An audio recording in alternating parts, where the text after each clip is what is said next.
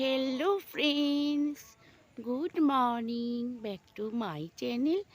অনেক দিন তোমাদের কোনো ব্লগ দিইনি, তো আজকে ভাবলাম একটা তোমাদের ছোট্ট করে ব্লগ দিই। তো একটা সুন্দর সকালের অনেক অনেক শুভেচ্ছা আর ভালোবাসা তোমাদের। তো আমি কাজে নিতে গিয়েছিলাম, তো একটু এই আমার খুশ শাশুড়িদের বাগান, মানে আমার খুশ শ্বশুরের। তো ভাবলাম তোমাদের সঙ্গে একটু শেয়ার করি বাগানটা। দেখো কত কিছু গাছপালা আছে, আর বাগানটা অনেক বড়। তো তোমাদের সঙ্গে শেয়ার করতে চলেছি বন্ধুরা।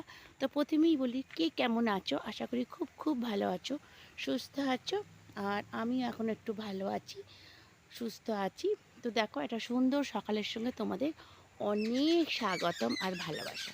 তো যেখান থেকে আমার ভিডিওটা দেখছো, একটা লাইক কমেন্ট করে দিও, একটা ছোট্ট করে মিষ্টি করে কমেন্টস করো। তো বন্ধুরা দেখো, বাগানটা তোমাদের কত কলা গাছ দেখতে পাচ্ছ, দেখো কত সুন্দর। তো তোমাদের সঙ্গে শেয়ার করতে চলেছি একটা ভিডিও, ছোট্ট video, back to my channel. তো দেখো, এটা বাগানের সঙ্গে তোমাদেরকে আমি অনেক অনেক শুভেচ্ছা জানাচ্ছি।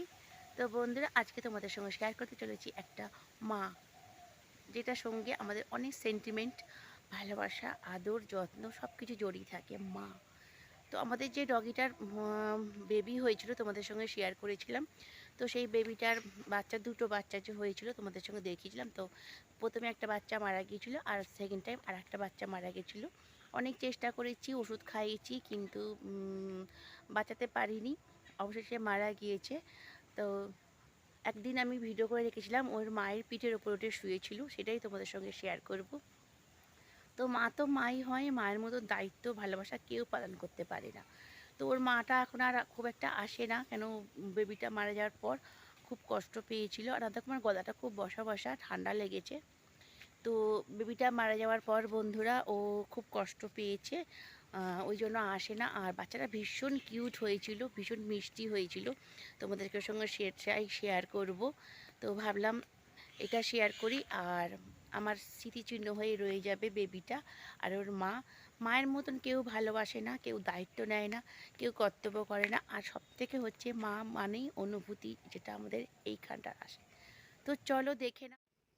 এই দেখো বন্ধুরা, ওর মায়ের পিঠের ওপরে কেমনভাবে শুয়ে আছে আর গুলুগুলু করে কেমন দেখছে। একমাত্র মাই পারে দেখো এতটা দায়িত্বশীল ভর বহন করতে। ওর মায়ের একদম পিঠের ওপরে উঠে শুয়ে আছে। তো এই বাচ্চাটা শেষে ছিল, সেও মারা গেল, আমাদের ভীষণ কষ্ট। দেখো এখনও সুস্থ ছিল, জানি না কি পটি শুরু হলো, ওষুধ খাওয়ালাম, সবই করলাম, কিন্তু সুস্থ করতে পারলাম না। অবশেষে 7 দিন পর মারা গেল। ওর মাও এখন আসা বন্ধ করে দিয়েছে, ডাকলে তবে আসে। অনেক কষ্ট পেয়েছে, স্বাভাবিক, এটাই হওয়ার কথা।